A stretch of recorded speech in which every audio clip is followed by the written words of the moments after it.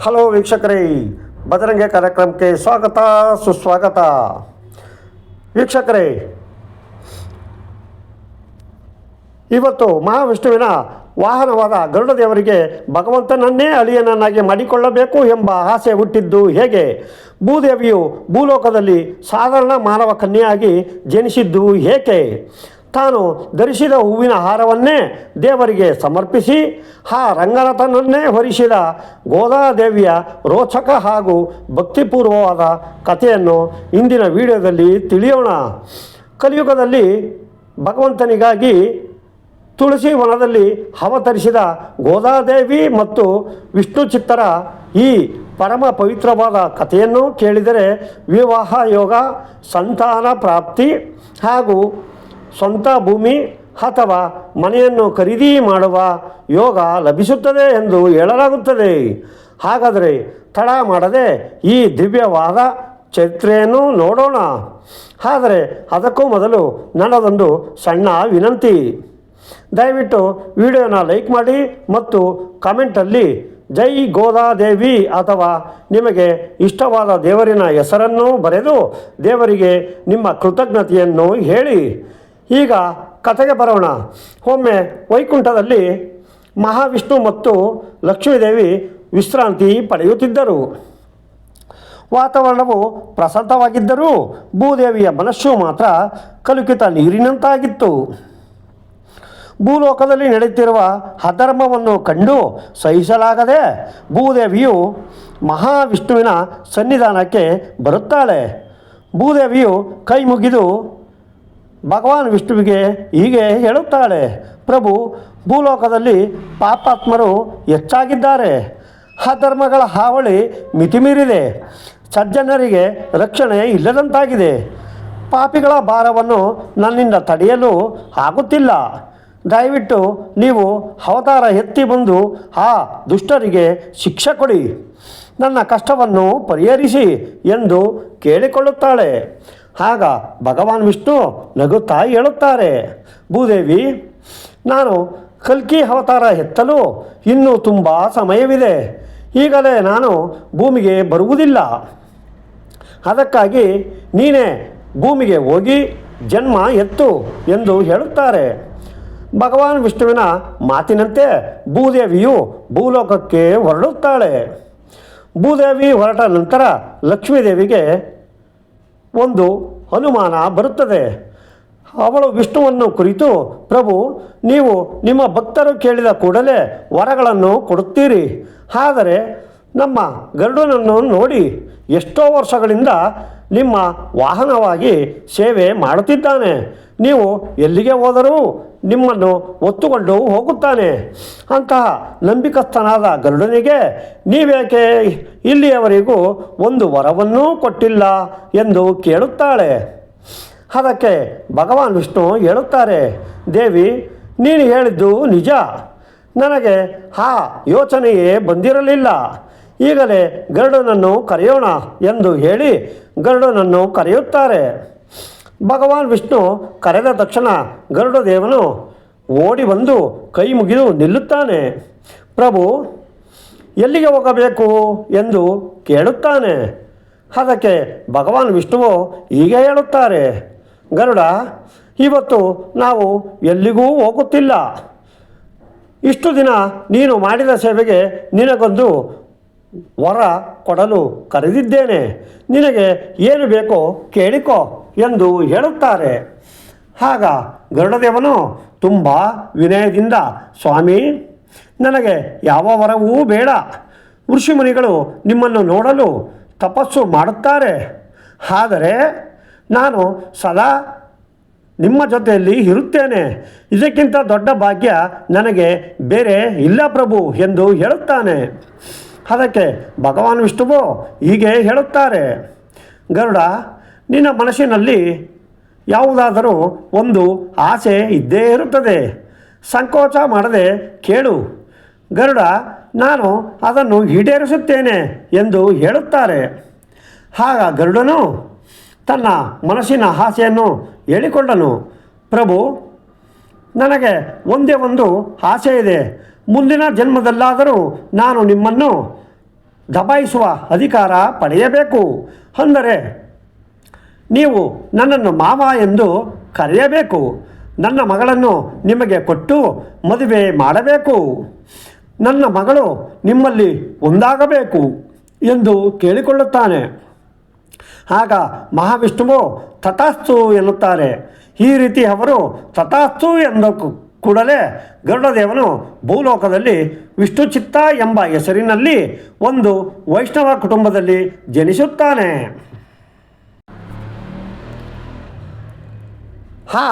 ವಿಷ್ಣುಚಿತ್ತನ ಕೆಲಸವೇನೆಂದರೆ ದೇವರಿಗೆ ಹೂವಿನ ಅಲಂಕಾರ ಮಾಡುವುದು. ಅವನು ರಂಗನಾಥ ಸ್ವಾಮಿಯ ದೇವಸ್ಥಾನದಲ್ಲಿ ಸೇವೆ ಮಾಡುತ್ತಿದ್ದನು. ಅವನು ದೇವರ ವಿಗ್ರಹವನ್ನು ಎಷ್ಟು ಸುಂದರವಾಗಿ ಅಲಂಕಾರ ಮಾಡುತ್ತಿದ್ದನೆಂದರೆ ನೋಡುವ ಜನರಿಗೆ ಅದು ಬರೀ ಕಲ್ಲಿನ ವಿಗ್ರಹದಂತೆ ಕಾಣುತ್ತಿರಲಿಲ್ಲ. ಸಾಕ್ಷಾತ್ ದೇವರೇ ಭೂಮಿಗೆ ಇಳಿದು ಬಂದಿದ್ದಾರೇನೋ ಎನ್ನುವಷ್ಟು ಅದ್ಭುತವಾಗಿರುತ್ತಿತ್ತು. ಅವನ ಈ ಕೆಲಸದಿಂದ ಊರಿನ ಜನರಿಗೆ ವಿಷ್ಣುಚಿತ್ತನೆಂದರೆ ತುಂಬ ಪ್ರೀತಿ. ಆದರೆ ಅದೇ ದೇವಸ್ಥಾನದ ಅರ್ಚಕರಿಗೆ ಮಾತ್ರ ಅವನ ಮೇಲೆ ತುಂಬಾ ಕೋಪ ಮತ್ತು ಅಸೂಯೆ ಇತ್ತು. ಏಕೆಂದರೆ ಇದುವರೆಗೂ ಆ ಊರಿನಲ್ಲಿ ಅರ್ಚಕರು ಹೇಳಿದ್ದೇ ನಡೆಯುತ್ತಿತ್ತು. ಆದರೆ ಈಗ ಜನ ವಿಷ್ಣುಚಿತ್ತನ ಮಾತಿಗೆ ಹೆಚ್ಚು ಬೆಲೆ ಕೊಡುತ್ತಿದ್ದರು.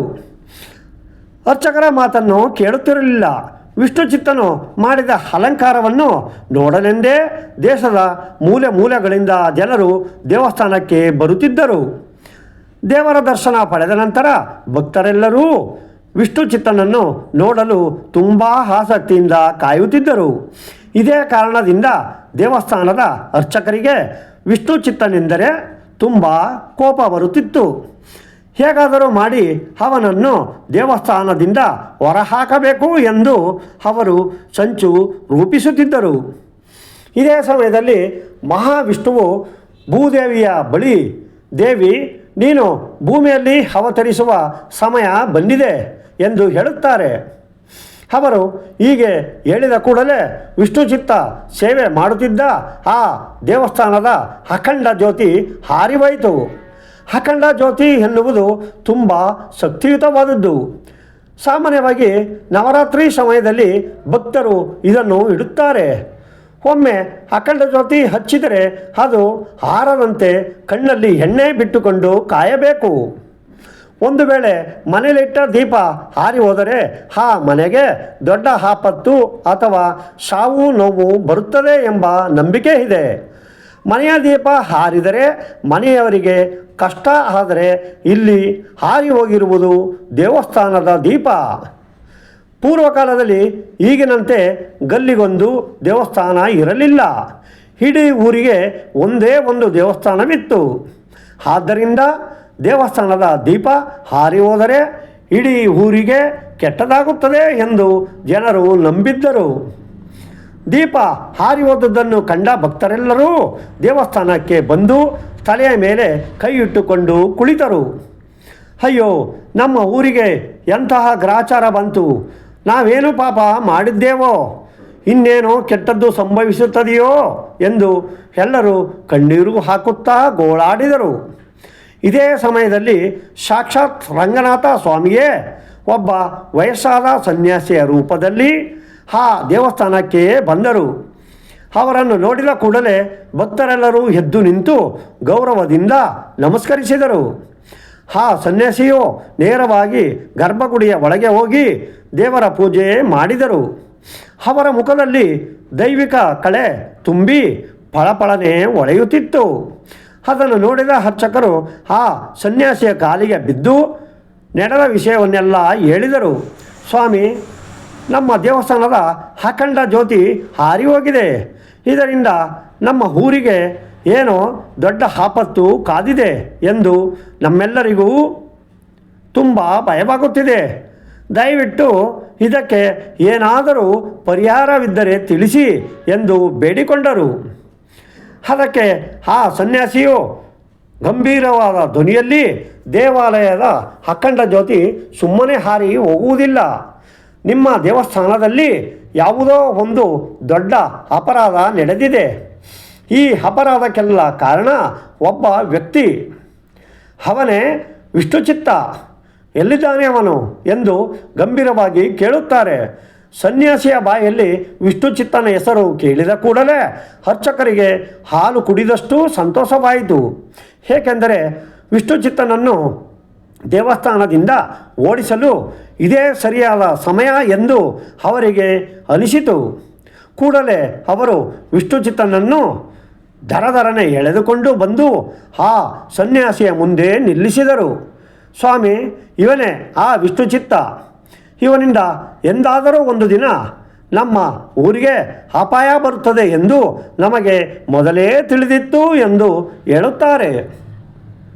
ಆಗ ವಿಷ್ಣುಚಿತ್ತನು ಭಯಪಡುತ್ತಾ ಹೇಳುತ್ತಾನೆ, ಸ್ವಾಮಿಗಳೇ, ನಾನು ಯಾವ ತಪ್ಪನ್ನೂ ಮಾಡಿಲ್ಲ. ನಾನು ಆ ಪರಮಾತ್ಮನ ಪರಮಭಕ್ತ.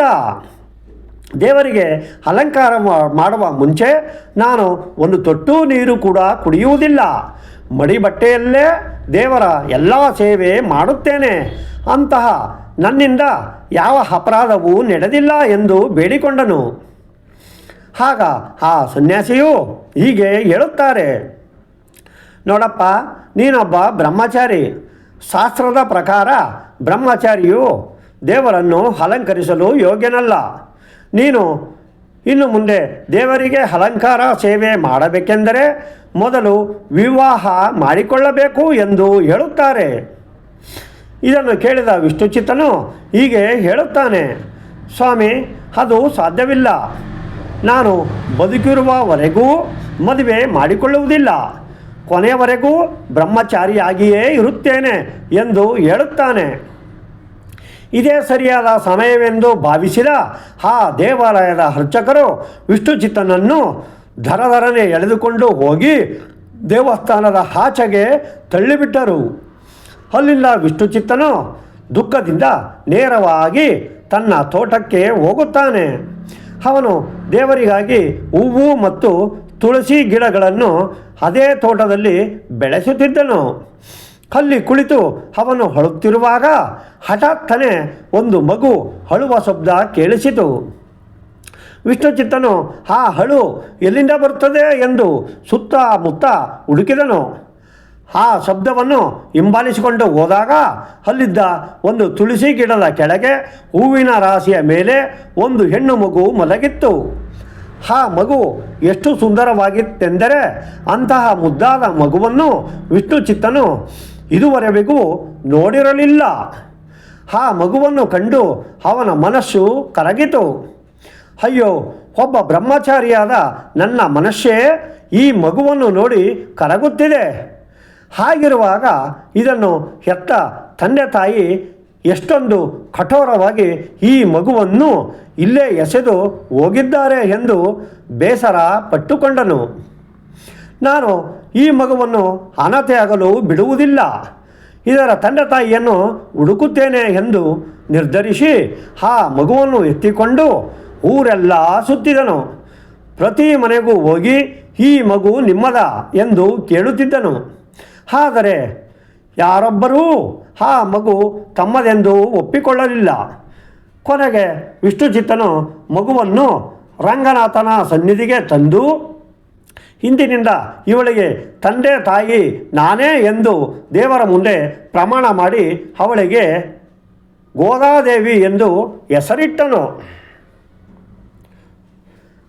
ಅವನು ಹೆಸರಿಟ್ಟ ಮರುಕ್ಷಣವೇ ದೇವಸ್ಥಾನದಲ್ಲಿ ಹಾರಿ ಹೋಗಿದ್ದ ಅಖಂಡ ಜ್ಯೋತಿ ಮತ್ತೆ ಬೆಳಗಿತು. ಇದನ್ನು ಕಂಡ ಜನರಿಗೆ ಆಶ್ಚರ್ಯವಾಯಿತು. ಈ ಮಗು ಊರನ್ನು ಕಾಪಾಡಲು ಬಂದ ದೇವತೆ ಎಂದು ಎಲ್ಲರೂ ನಂಬಿದರು. ಹೀಗೆ ಗೋದಾದೇವಿ ವಿಷ್ಣುಚಿತ್ತನ ಮಗಳಾಗಿ ಬೆಳೆಯತೊಡಗಿದ. ಒಂದು ದಿನ ಗೋದಾದೇವಿ ನಿಲ್ಲಿಸದೆ ಅಳುತ್ತಿದ್ದಳು.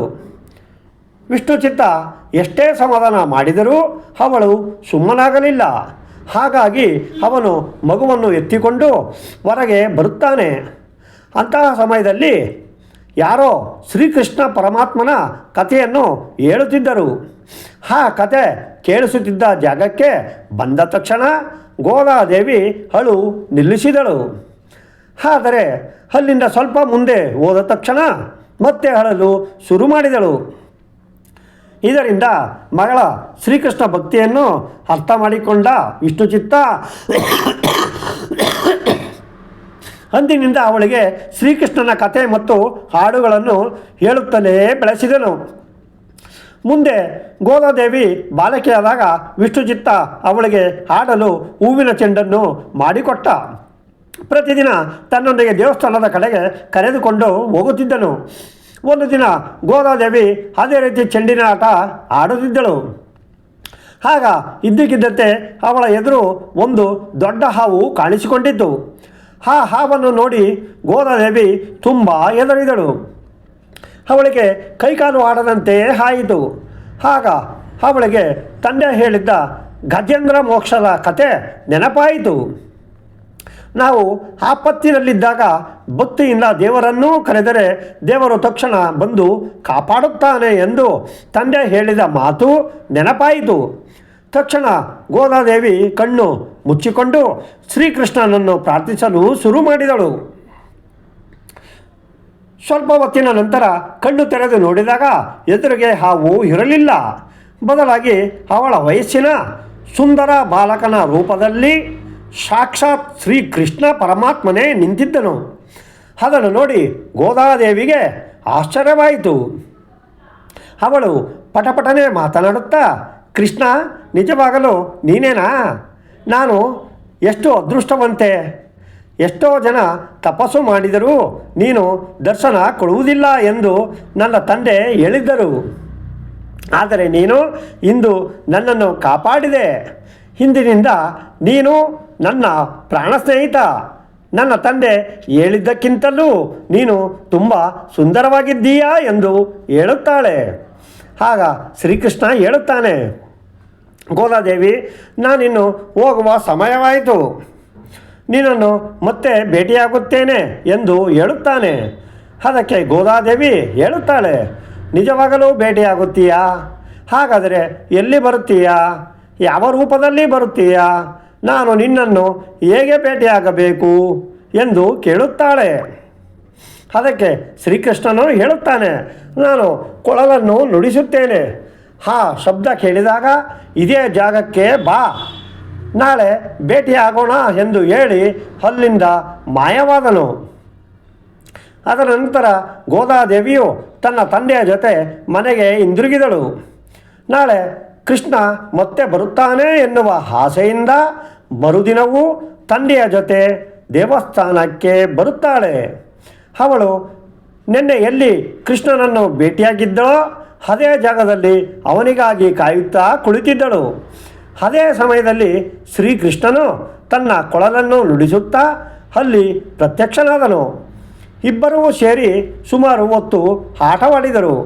ಆಟವಾಡಿದ ನಂತರ ಶ್ರೀಕೃಷ್ಣನು ಗೋದಾದೇವಿಗೆ ಹೀಗೆ ಹೇಳುತ್ತಾನೆ, ಗೋದಾದೇವಿ, ನನಗೆ ಹಸಿವಾಗುತ್ತಿದೆ, ತಿನ್ನಲು ಏನಾದರೂ ಕೊಡು ಎಂದು ಕೇಳುತ್ತಾನೆ. ಅದಕ್ಕೆ ಗೋದಾದೇವಿಯು ತನ್ನ ಬಳಿ ಇದ್ದ ತಿಂಡಿಯನ್ನು ಶ್ರೀಕೃಷ್ಣನಿಗೆ ನೀಡುತ್ತಾಳೆ. ಆದರೆ ಶ್ರೀಕೃಷ್ಣನು ಅದನ್ನು ನಿರಾಕರಿಸಿ, ನಾನು ಕೇವಲ ಬೆಣ್ಣೆಯನ್ನು ಮಾತ್ರ ತಿನ್ನುತ್ತೇನೆ, ಇಂತಹ ಬೇರೆ ಯಾವುದೇ ತಿನಿಸುಗಳನ್ನು ತಿನ್ನುವುದಿಲ್ಲ ಎಂದು ಹೇಳುತ್ತಾನೆ. ಅದಕ್ಕೆ ಗೋದಾದೇವಿ ಹೇಳುತ್ತಾಳೆ, ಸರಿ, ಹಾಗಾದರೆ ನಮ್ಮ ಮನೆಗೆ ಬಾ ಎಂದು ಹೇಳಿ ಶ್ರೀಕೃಷ್ಣನನ್ನು ಮನೆಗೆ ಕರೆದುಕೊಂಡು ಹೋಗುತ್ತಾಳೆ. ಆ ಕಾಲದಲ್ಲಿ ಬೆಕ್ಕು, ನಾಯಿ ಅಥವಾ ಮಕ್ಕಳಿಗೆ ಸಿಗಬಾರದು ಎಂದು ಬೆಣ್ಣೆಯ ಮಡಿಕೆಯನ್ನು ಎತ್ತರದಲ್ಲಿ ಕಟ್ಟಿ ಇಡುತ್ತಿದ್ದರು. ಗೋದಾದೇವಿಯ ಮನೆಯಲ್ಲೂ ಅವಳ ತಂದೆ ಬೆಣ್ಣೆಯ ಮಡಿಕೆಯನ್ನು ಹಾಗೆ ಎತ್ತರದಲ್ಲಿ ಕಟ್ಟಿದ್ದರು. ಅದನ್ನು ನೋಡಿದ ಗೋದಾದೇವಿ ಸಪ್ಪಗೆ ಮುಖ ಮಾಡಿಕೊಂಡು, ಕೃಷ್ಣ, ಆ ಮಡಿಕೆ ನನಗೆ ಎಟಕುತ್ತಿಲ್ಲ, ನೀನೇನಾದರೂ ಉಪಾಯ ಮಾಡು ಎಂದು ಹೇಳುತ್ತಾಳೆ. ಆಗ ಶ್ರೀಕೃಷ್ಣನು ಹೀಗೆ ಹೇಳುತ್ತಾನೆ, ಗೋದಾದೇವಿ, ನೀನು ಚಿಂತಿಸಬೇಡ. ನಾನು ಇದಕ್ಕಿಂತ ಎಷ್ಟು ಎತ್ತರದಲ್ಲಿ ಕಟ್ಟಿದ್ದ ಬೆಣ್ಣೆಯನ್ನೆಲ್ಲ ಕದ್ದು ತಿಂದಿದ್ದೇನೆ. ಇದು ಈಗ ನನಗೇನು ದೊಡ್ಡ ವಿಷಯವಲ್ಲ. ನಾನು ಮೊಣಕಾಲೂರಿ ಕುಳಿತುಕೊಳ್ಳುತ್ತೇನೆ. ನೀನು ನನ್ನ ಬೆನ್ನಿನ ಮೇಲೆ ಹತ್ತಿ ಆ ಮಡಿಕೆಯನ್ನು ಕೆಳಗಿಳಿಸು ಎಂದು ಉಪಾಯ ಹೇಳುತ್ತಾನೆ. ಅದರಂತೆ ಗೋದಾದೇವಿ ಶ್ರೀಕೃಷ್ಣನ ಬೆನ್ನಿನ ಮೇಲೆ ಹತ್ತಿ ಬೆಣ್ಣೆಯ ಮಡಿಕೆಯನ್ನು ಕೆಳಗಿಳಿಸಿದಳು. ಶ್ರೀಕೃಷ್ಣನು ಆ ಮಡಿಕೆಯಲ್ಲಿದ್ದ ಬೆಣ್ಣೆಯನ್ನೆಲ್ಲ ಸವಿದು ತಿಂದನು. ಅಷ್ಟರಲ್ಲಿ ವಿಷ್ಣುಚಿತ್ತರು ಮನೆಗೆ ಬರುತ್ತಿರುವುದನ್ನು ನೋಡಿ ಶ್ರೀಕೃಷ್ಣನು ಅಲ್ಲಿಂದ ತಕ್ಷಣ ಮಾಯವಾದನು. ಗೋದಾದೇವಿಯು ಆಶ್ಚರ್ಯದಿಂದ ಇಡೀ ಮನೆಯಲ್ಲೆಲ್ಲ ಕೃಷ್ಣ ಕೃಷ್ಣ ಎಂದು ಹುಡುಕಲು ಶುರು ಮಾಡಿದಳು. ಆಗ ಅವಳ ತಂದೆ, ಯಾರನ್ನು ಹುಡುಕುತ್ತಿದ್ದೀಯಾ? ಅಮ್ಮ, ಶ್ರೀಕೃಷ್ಣ ಯಾರು? ಈ ಬೆಣ್ಣೆಯ ಮಡಿಕೆ ಏಕೆ ಕೆಳಗಿದೆ ಎಂದು ಕೇಳುತ್ತಾರೆ. ಅದಕ್ಕೆ ಗೋದಾದೇವಿಯು ನಡೆದ ಘಟನೆಯನ್ನು ವಿವರಿಸಿದರು. ಮಗಳ ಮಾತನ್ನು ಕೇಳಿ ಹೌದಾ ತಾಯಿ ಎಂದು ಹೇಳುತ್ತಾ ವಿಷ್ಣುಚಿತ್ತರು ಮನೆಯಿಂದ ಹೊರಗೆ ಬಂದರು. ಸಾಕ್ಷಾತ್ ಪರಮಾತ್ಮನೇ ಮನೆಗೆ ಬಂದಿದ್ದರೂ ತನಗೆ ಅವನ ದರ್ಶನ ಸಿಗಲಿಲ್ಲವಲ್ಲ ಎಂಬ ಬೇಸರದಿಂದ ಅವರು ಮನಸ್ಸಿನಲ್ಲೇ ಕೊರಗಲು ಶುರು ಮಾಡಿದರು. ಇದು ಕಲಿಯುಗ. ಶ್ರೀಕೃಷ್ಣನು ಸಾಕ್ಷಾತ್ತಾಗಿ ಬರಲು ಹೇಗೆ ಸಾಧ್ಯ? ಮಗಳು ಯಾವುದೋ ಕನಸು ಅಥವಾ ಭ್ರಮೆಯಲ್ಲಿದ್ದಾಳೆ ಎಂದು ಯೋಚಿಸುತ್ತಾನೆ. ಅದೇ ದಾರಿಯಲ್ಲಿ ಬರುತ್ತಿದ್ದ ಅವನ ಸ್ನೇಹಿತ ವಿಷ್ಣುಚಿತ್ತನ ಹತ್ತಿರ ಬಂದು, ಏಕೆ ಹೀಗೆ ಸುಮ್ಮನೆ ಕುಳಿತು ಯೋಚಿಸುತ್ತಿದ್ದೀಯಾ ಎಂದು ಕೇಳುತ್ತಾನೆ. ಅದಕ್ಕೆ ವಿಷ್ಣುಚಿತ್ತನು, ನನ್ನ ಮಗಳು ಶ್ರೀಕೃಷ್ಣನ ಗುಂಗಿನಲ್ಲಿದ್ದಾಳೆ. ಈಗ ಅವಳು ಚಿಕ್ಕವಳು ಸರಿ, ಆದರೆ ದೊಡ್ಡವಳಾದ ಮೇಲೆ ಅವಳಿಗೆ ಮದುವೆ ಮಾಡುವ ಜವಾಬ್ದಾರಿ ನನಗಿದೆ. ಆಗಲೂ ಅವಳು ಹೀಗೆಯೇ ಕೃಷ್ಣನನ್ನು ನೋಡಿದೆ, ರಾಮನನ್ನು ನೋಡಿದೆ ಎಂದು ಹೇಳುತ್ತಿದ್ದರೆ ಜನ ಅವಳನ್ನು ಹುಚ್ಚಿ ಎಂದು ಕರೆಯುತ್ತಾರೆ. ಆಗ ಅವಳ ಮದುವೆ ಮಾಡುವುದು ಹೇಗೆ ಎಂದು ಹೇಳುತ್ತಾನೆ. ಅದಕ್ಕೆ ತನ್ನ ಸ್ನೇಹಿತನು ಹೇಳುತ್ತಾನೆ, ಇದಕ್ಕೆಲ್ಲ ಚಿಂತಿಸಬೇಡ, ಇದೆಲ್ಲ ಸಾಮಾನ್ಯ. ನೀನು ಅವಳು ಹುಟ್ಟಿದಾಗಿನಿಂದ ಶ್ರೀಕೃಷ್ಣನ ಕಥೆಗಳನ್ನೇ ಹೇಳಿ ಬೆಳೆಸಿದ್ದೀಯ. ದೇವಸ್ಥಾನಕ್ಕೆ ಹೋದಾಗಲೂ ಅವಳು ರಂಗನಾಥನನ್ನೇ ನೋಡುತ್ತಾಳೆ. ಇಲ್ಲಿ ಅವಳಿಗೆ ಆಟವಾಡಲು ಗೆಳೆಯರಿಲ್ಲ. ಹಾಗಾಗಿ ಅವಳು ಕೇಳಿದ ಕಥೆಗಳ ಭ್ರಮೆಯಲ್ಲಿದ್ದಾಳೆ. ಈಗ ಅವಳು ಬೆಳೆಯುತ್ತಿದ್ದಾಳೆ. ಅವಳನ್ನು ಯಾವುದಾದರೂ ಗುರುಕುಲಕ್ಕೆ ಸೇರಿಸು. ಅಲ್ಲಿ ಹೊಸ ಗೆಳತಿಯರು ಮತ್ತು ಪಾಠಗಳ ನಡುವೆ ಅವಳು ಶ್ರೀಕೃಷ್ಣನ ವಿಚಾರವನ್ನು ಮರೆಯುತ್ತಾಳೆ ಎಂದು ಸಲಹೆ ನೀಡುತ್ತಾರೆ. ವಿಷ್ಣುಚಿತ್ತನಿಗೆ ಸ್ನೇಹಿತನ ಸಲಹೆ ಸರಿ ಎನಿಸಿತು. ಹಾಗಾಗಿ ಅವರು ಗೋದಾದೇವಿಯನ್ನು ಒಂದು ಗುರುಕುಲಕ್ಕೆ ಸೇರಿಸುತ್ತಾರೆ. ಆದರೆ ಗೋದಾದೇವಿ ಅಲ್ಲಿಯೂ ಶ್ರೀಕೃಷ್ಣನನ್ನು ಮರೆಯಲಿಲ್ಲ. ಅವಳು ಚೆನ್ನಾಗಿ ಓದುತ್ತಿದ್ದಳಾದರೂ ಯಾವಾಗಲೂ ಒಂಟಿಯಾಗಿ ಕುಳಿತಿರುತ್ತಿದ್ದಳು ಮತ್ತು ಯಾವುದೇ ಸ್ನೇಹಿತರ ಜೊತೆ ಸೇರುತ್ತಿರಲಿಲ್ಲ.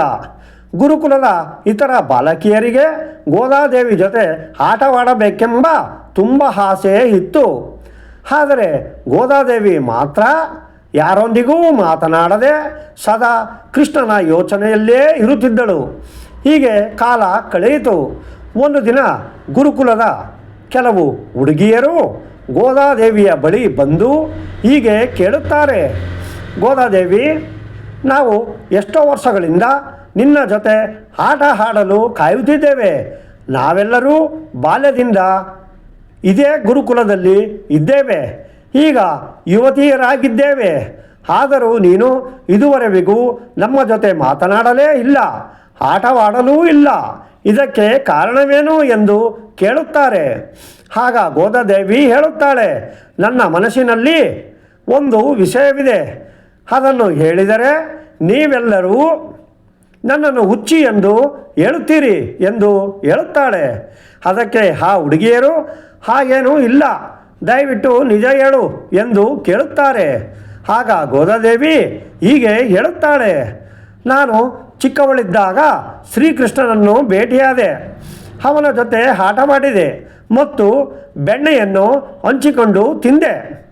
ಅಂದಿನಿಂದ ಇಂದಿನವರೆಗೂ ನನಗೆ ಕೃಷ್ಣನೇ ಗೆಳೆಯ. ಅವನನ್ನು ಹೊರತುಪಡಿಸಿ ನಾನು ಬೇರೆ ಯಾರನ್ನೂ ಸ್ನೇಹಿತರಂತೆ ನೋಡಲು ಸಾಧ್ಯವಿಲ್ಲ. ಇದೇ ಕಾರಣಕ್ಕೆ ನಾನು ಯಾರೊಂದಿಗೂ ಮಾತನಾಡುವುದಿಲ್ಲ ಎಂದು ಹೇಳುತ್ತಾಳೆ. ಗೋದಾದೇವಿಯ ಮಾತುಗಳನ್ನು ಕೇಳಿ ಕೆಲವು ಹುಡುಗಿಯರು ಅವಳನ್ನು ಹುಚ್ಚಿ ಎಂದು ಹಾಸ್ಯ ಮಾಡಿ ಅಲ್ಲಿಂದ ಹೊರಟು ಹೋಗುತ್ತಾರೆ. ಆದರೆ ಇನ್ನೂ ಕೆಲವು ಹುಡುಗಿಯರು ಗುರುಗಳು ಕೂಡ ಎಷ್ಟೋ ಬಾರಿ ಗೋದಾದೇವಿಯ ಮುಖದಲ್ಲಿ ದೈವಿಕ ಕಳೆ ಇದೆ ಎಂದು ಹೇಳಿದ್ದಾರೆ. ಹಾಗಾಗಿ ಇವಳು ಹೇಳುತ್ತಿರುವುದು ನಿಜವೇ ಇರಬಹುದು ಎಂದು ನಂಬಿದರು. ಅವರಲ್ಲಿ ಒಬ್ಬ ಹುಡುಗಿ ಹೀಗೆ ಹೇಳುತ್ತಾಳೆ, ಗೋದಾದೇವಿ, ಚಿಕ್ಕಂದಿನಲ್ಲಿ ಕರೆದಾಗ ಕೃಷ್ಣ ಬಂದಿದ್ದ ಎಂದು ನೀನು ಹೇಳಿದೆ ಅಲ್ವಾ? ಆದರೆ ಇಷ್ಟು ದಿನಗಳ ಕಾಲ ನೀನು ಅವನನ್ನು ಮತ್ತೆ ಕರೆಯಲೇ ಇಲ್ಲ. ಈಗ ಒಂದು ಬಾರಿ ಕರೆದು ನೋಡು. ನಿನ್ನಂತಹ ಅಪ್ಸರೆ ಹುಡುಗಿ ಕರೆದರೆ ಆ ಗೋಪಾಲ ಬರದೇ ಇರುತ್ತಾನೆಯೇ ಎಂದು ಹೇಳುತ್ತಾಳೆ. ಈ ಮಾತು ಗೋದಾದೇವಿಗೂ ಸರಿ ಎನಿಸಿತು. ಅಂದಿನಿಂದ ಅವಳು ಪ್ರತಿದಿನ ಸುಂದರವಾಗಿ ಅಲಂಕಾರ ಮಾಡಿಕೊಂಡು ಶ್ರೀಕೃಷ್ಣನನ್ನು ಕರೆಯಲು ಶುರು ಮಾಡಿದಳು. ಆದರೆ ಶ್ರೀಕೃಷ್ಣ ಮಾತ್ರ ಅವಳ ಮುಂದೆ ಪ್ರತ್ಯಕ್ಷವಾಗಲಿಲ್ಲ. ಕೆಲವು ದಿನಗಳ ನಂತರ ಗೋದಾದೇವಿ ಗುರುಕುಲ ಮುಗಿಸಿ ಮನೆಗೆ ಹಿಂದಿರುಗಿದಳು. ಅಲ್ಲೂ ಸಹ ಅವಳು ಪ್ರತಿದಿನ ಅಲಂಕಾರ ಮಾಡಿಕೊಂಡು ಶ್ರೀಕೃಷ್ಣನಿಗಾಗಿ ಕಾಯುತ್ತಿದ್ದಳು. ಹೇ ಗೋಪಾಲ, ನೀನು ಗೋಪಾಲನಾಗಿ ಬರುತ್ತೀಯೋ ಅಥವಾ ಶ್ರೀರಂಗನಾಥಂತೆ ಬರುತ್ತೀಯೋ ಗೊತ್ತಿಲ್ಲ, ಆದರೆ ನನ್ನ ಮುಂದೆ ನೀನು ಬರಲೇಬೇಕು. ಈಗ ನನ್ನನ್ನು ಕೇವಲ ಸ್ನೇಹಿತೆಯಂತೆ ಅಲ್ಲದೆ ಪ್ರೇಯಸಿಯಂತೆ ನೋಡಬೇಕು ಎಂದು ಅವಳು ಪರಿಯಾಗಿ ಬೇಡಿಕೊಂಡಳು. ಆದರೂ ಶ್ರೀಕೃಷ್ಣ ಪ್ರತ್ಯಕ್ಷವಾಗಲಿಲ್ಲ. ಎಂದಿನಂತೆ ಗೋದಾದೇವಿ ತಂದೆಯ ಜೊತೆ ದೇವಸ್ಥಾನಕ್ಕೆ ಹೋಗುತ್ತಾಳೆ. ಅಲ್ಲಿ ಬರುತ್ತಿದ್ದ ಮಹಿಳೆಯರು ಸುಂದರವಾದ ಸೀರೆಗಳನ್ನು ಉಟ್ಟು ಅಂದವಾಗಿ ಅಲಂಕರಿಸಿಕೊಂಡು ಬರುತ್ತಿರುವುದನ್ನು ಅವಳು ಗಮನಿಸಿದಳು. ದೇವಸ್ಥಾನದಲ್ಲಿ ಮಹಿಳೆಯರನ್ನು ನೋಡಿ ಗೋದಾದೇವಿಗೂ ಸೀರೆ ಹಾಕಿಕೊಳ್ಳುವ ಆಸೆ ಉಂಟಾಯಿತು. ಮನೆಗೆ ಬಂದು ಒಂದು ಸೀರೆಯನ್ನು ಹಾಕಿಕೊಂಡು ಹೀಗೆ ಹೇಳಿದಳು, ಹೇ ಗೋಪಾಲ, ಇಂದು ನಾನು ನಿನಗೋಸ್ಕರ ಮಾತ್ರವೇ ಸೀರೆಯನ್ನು ಉಟ್ಟುಕೊಂಡಿದ್ದೇನೆ. ನಮ್ಮ ಕುಲದ ಪದ್ಧತಿಯಂತೆ ಹೆಣ್ಣು ಮಕ್ಕಳು ಮದುವೆಯಾದ ಮೇಲೆಯೇ ಸೀರೆ ಉಡಬೇಕು ಎಂಬುದು ನಿನಗೂ ಗೊತ್ತು. ಆದರೆ ನನಗೂ ನಿನಗೂ ಈಗಾಗಲೇ ಮದುವೆಯಾಗಿದೆ ಎನ್ನುವ ಭಾವನೆಯಿಂದ ಕೇವಲ ನಿನಗಾಗಿ ಮಾತ್ರ ನಾನು ಇಂದು ಸೀರೆ ಉಟ್ಟಿಕೊಂಡಿದ್ದೇನೆ ಎಂದು ಹೇಳುತ್ತಾಳೆ. ಅವಳು ಈ ಮಾತುಗಳನ್ನು ಹೇಳಿದ ತಕ್ಷಣ ಶ್ರೀಕೃಷ್ಣ ಪರಮಾತ್ಮನು ಅವಳ ಮುಂದೆ ಪ್ರತ್ಯಕ್ಷನಾದನು. ಎಷ್ಟೋ ಸಮಯದವರೆಗೆ ಅವರಿಬ್ಬರೂ ಮೌನವಾಗಿ ಒಬ್ಬರನ್ನೊಬ್ಬರು ನೋಡುತ್ತಾ ಹಾಗೆಯೇ ಕುಳಿತುಕೊಂಡರು. ಆಗ ಶ್ರೀಕೃಷ್ಣ ಪರಮಾತ್ಮನು ಗೋದಾದೇವಿಗೆ ಹೀಗೆ ಹೇಳುತ್ತಾನೆ, ಗೋದಾದೇವಿ, ನಿನ್ನ ತಂದೆಯನ್ನು ಒಪ್ಪಿಸಿ ಶೀಘ್ರದಲ್ಲೇ ಎಲ್ಲರ ಮುಂದೆ ನಿನ್ನನ್ನು ನನ್ನೊಳಗೆ ಐಕ್ಯವಾಗಿಸಿಕೊಳ್ಳುತ್ತೇನೆ. ಅಲ್ಲಿಯವರೆಗೂ ನೀನು ಒಂದು ಕೆಲಸ ಮಾಡು. ನೀನು ಧರಿಸಿದ ನಂತರವೇ ಆ ಹೂಮಾಲೆಯನ್ನು ನನ್ನ ಕೊರಳಿಗೆ ಹಾಕಬೇಕು. ನೀನು ತೊಟ್ಟು ತೆಗೆದ ಮಾಲೆ ಎಂದರೆ ನನಗೆ ಬಹಳ ಇಷ್ಟ. ಆದ್ದರಿಂದ ಪ್ರತಿದಿನ ದೇವಸ್ಥಾನದಲ್ಲಿ ನನಗೆ ಅರ್ಪಿಸುವ ಮಾಲೆ ಮೊದಲು ನೀನು ಧರಿಸಿದ್ದೇ ಆಗಿರಲಿ ಎಂದು ಹೇಳಿ ಮಾಯವಾದನು. ಅಂದಿನಿಂದ ಗೋದಾದೇವಿಯು ಸ್ವತಃ ತನ್ನ ಕೈಯಾರ ಹೂಮಾಲೆಯನ್ನು ಸಿದ್ಧಪಡಿಸಿಕೊಳ್ಳುತ್ತಿದ್ದಳು. ಮೊದಲು ಆ ಹೂಮಾಲೆಯನ್ನು ತನ್ನ ಕೊರಳಿಗೆ ಹಾಕಿಕೊಂಡು ನೋಡಿ, ನಂತರ ಯಾರಿಗೂ ತಿಳಿಯದಂತೆ ಅದನ್ನು ಶ್ರೀಕೃಷ್ಣನಿಗೆ ಅರ್ಪಿಸಲು ಕಳಿಸುತ್ತಿದ್ದಳು. ಹೀಗೆ ದಿನಗಳು ಕಳೆಯುತ್ತಿದ್ದವು. ಒಂದು ದಿನ ದೇವಸ್ಥಾನದ ಅರ್ಚಕರು ಹೂಮಾಲೆಯಲ್ಲಿ ಹೆಣ್ಣಿನ ಕೂದಲೊಂದು ಇರುವುದನ್ನು ಗಮನಿಸಿದರು. ಅವರು ಕೂಡಲೇ ವಿಷ್ಣು ಚಿತ್ತರನ್ನು ಕರೆದು, ಈ ಮಾಲೆಯಲ್ಲಿ ಕೂದಲು ಸಿಕ್ಕಿದೆ, ಇದು ನಿನ್ನ ಮಗಳದ್ದೇ ಇರಬೇಕು. ನಿನ್ನ ಮಗಳು ಮಾಲೆಯನ್ನು ಧರಿಸಿ ನಮ್ಮ ಶ್ರೀರಂಗನಾಥನನ್ನು ಮತ್ತು ಈ ಪವಿತ್ರ ದೇವಸ್ಥಾನವನ್ನು ಅಪವಿತ್ರಗೊಳಿಸಿದ್ದಾಳೆ. ಇದರಿಂದ ನಮ್ಮ ಗ್ರಾಮಕ್ಕೆ ಕೆಟ್ಟದಾಗುತ್ತದೆ ಎಂದು ಗದರಿಸಿ ವಿಷ್ಣು ಚಿತ್ತರನ್ನು ದೇವಾಲಯದಿಂದ ಹೊರಹಾಕಿದರು. ವಿಷ್ಣು ಚಿತ್ತರು ಬಹಳ ದುಃಖಿತರಾದರು. ಅಯ್ಯೋ, ನಾನು ಇಷ್ಟು ವರ್ಷಗಳಿಂದ ಪೂಜಿಸುತ್ತಿರುವ ಭಗವಂತನಿಗೆ ನನ್ನ ಮಗಳೇ ಇಂತಹ ದ್ರೋಹ ಮಾಡಿದಳೆ ಎಂದು ಅಳುತ್ತಾ ಮನೆಗೆ ಬರುತ್ತಾರೆ. ಮಗಳನ್ನು ಕರೆದು ವಿಷಯ ಕೇಳಿದಾಗ ಗೋದಾದೇವಿಯು ನಡೆದದ್ದೆಲ್ಲವನ್ನು ವಿವರಿಸಿದಳು. ಮಗಳ ಮಾತುಗಳನ್ನು ಕೇಳಿದ ವಿಷ್ಣುಚಿತ್ತರಿಗೆ ಭಯ ಮತ್ತು ಆತಂಕ ಶುರುವಾಯಿತು. ವಿಷ್ಣುಚಿತ್ತರು ಮಗಳಿಗೆ ಬುದ್ಧಿ ಹೇಳುತ್ತಾ, ನೋಡಮ್ಮ, ಚಿಕ್ಕಂದಿನಲ್ಲಿ ಶ್ರೀಕೃಷ್ಣನ ಜೊತೆ ಆಟವಾಡಿದೆ ಅಂದಾಗ ನಾನು ನಂಬಿದ್ದೆ. ಆದರೆ ಈಗ ನೀನು ದೊಡ್ಡವಳು, ಇನ್ನೊಬ್ಬರ ಮನೆಗೆ ಸೊಸೆಯಾಗಿ ಹೋಗಬೇಕಾದವಳು. ಇಂತಹ ಸಮಯದಲ್ಲಿ ಸುಳ್ಳು ಹೇಳಬಾರದು ಎಂದು ಹೇಳುತ್ತಾರೆ. ಆದರೆ ಗೋದಾದೇವಿಯು, ಇಲ್ಲ ತಂದೆಯೇ, ನಾನು ಸುಳ್ಳು ಹೇಳುತ್ತಿಲ್ಲ ಎಂದು ಅಚಲವಾಗಿ ಹೇಳಿದಳು. ಅವರಿಬ್ಬರ ನಡುವೆ ಚರ್ಚೆ ನಡೆಯುತ್ತಿರುವಾಗಲೇ ಸಾಕ್ಷಾತ್ ಶ್ರೀರಂಗನಾಥನು ಅಲ್ಲಿಗೆ ಪ್ರತ್ಯಕ್ಷನಾದನು. ವಿಷ್ಣುಚಿತ್ತರ ಭಯವನ್ನು ಕಂಡು ನಗುತ್ತಾ ಹೀಗೆ ಹೇಳಿದನು, ಹೆದರಬೇಡ ಮಾವ, ನಿನ್ನ ಮಗಳು ಹೇಳುತ್ತಿರುವುದು ಸತ್ಯ. ನಾನೇ ಅವಳನ್ನು ಮದುವೆಯಾಗುತ್ತೇನೆ ಎಂದು ಹೇಳುತ್ತಾರೆ. ಈ ಮಾತನ್ನು ಕೇಳಿ ವಿಷ್ಣುಚಿತ್ತರಿಗೆ ಆಶ್ಚರ್ಯವೋ ಆಶ್ಚರ್ಯ. ಸಾಕ್ಷಾತ್ ಪರಮಾತ್ಮನು ಮಾನವ ಕನ್ಯೆಯನ್ನು ಮದುವೆಯಾಗುತ್ತಾನೆಯೇ ಎಂದು ನಂಬಲು ಅವರಿಗೆ ಕಷ್ಟವಾಯಿತು. ನಂತರ ಚೇತರಿಸಿಕೊಂಡು ಭಗವಂತನ ಪಾದಕ್ಕೆ ಬಿದ್ದು, ಧನ್ಯೋಕ್ತಿ ಪ್ರಭು, ನಾನೇನು ಮಾಡಬೇಕು ಎಂದು ಕೇಳಿದರು. ಆಗ ರಂಗನಾಥ ಸ್ವಾಮಿಯು ಹೀಗೆ ಹೇಳುತ್ತಾರೆ, ನನ್ನ ಸೂಚನೆಗಾಗಿ ಕಾಯುತ್ತಿರು ಎಂದು ಹೇಳಿ ಮಾಯವಾದರು. ಇತ್ತ ದೇವಾಲಯದಲ್ಲಿ ಒಂದು ವಿಚಿತ್ರ ನಡೆಯಿತು. ರಂಗನಾಥ ಸ್ವಾಮಿಯ ವಿಗ್ರಹವು ಬೆಂಕಿಯಂತೆ ಉರಿಯತೊಡಗಿತು. ದೇವರಿಗಿದ್ದ ಆಭರಣಗಳು, ಹೂಗಳು ಕ್ಷಣಾರ್ಧದಲ್ಲಿ ಕರಗಿ ಬಾಡಿ ಹೋದವು. ಇದನ್ನು ಕಂಡ ಗ್ರಾಮಸ್ಥರು ಹೆದರಿದರು. ವಿಷ್ಣುಚಿತ್ತರನ್ನು ಅವಮಾನಿಸಿ ಹೊರ ಹಾಕಿದ್ದಕ್ಕೆ ಹೀಗಾಗುತ್ತಿದೆ ಎಂದು ಜನ ಮಾತನಾಡಿಕೊಂಡರು. ಆಗ ಅರ್ಚಕರು ಹೋಗಿ ವಿಷ್ಣುಚಿತ್ತರಿಗೆ ಕ್ಷಮೆ ಕೇಳಿ ಅವರನ್ನು ಮತ್ತೆ ದೇವಾಲಯಕ್ಕೆ ಕರೆತಂದರು. ವಿಷ್ಣುಚಿತ್ತರು ಒಂದು ಮಾಲೆಯನ್ನು ತಂದು ಮಗಳಿಗೆ ನೀಡಿ ಮೊದಲು ಅವಳ ಕೊರಳಿಗೆ ಹಾಕಿಕೊಳ್ಳುವಂತೆ ಹೇಳಿದರು. ಅವಳು ಧರಿಸಿ ನೀಡಿದ ಆ ಮಾಲೆಯನ್ನು ದೇವರಿಗೆ ಅರ್ಪಿಸಿದಾಗ ಉರಿಯುತ್ತಿದ್ದ ವಿಗ್ರಹವು ತಣ್ಣಗಾಗಿ ಶಾಂತವಾಯಿತು. ಈ ಪವಾಡವನ್ನು ಕಂಡು ಎಲ್ಲರೂ ಬೆರಗಾದರು.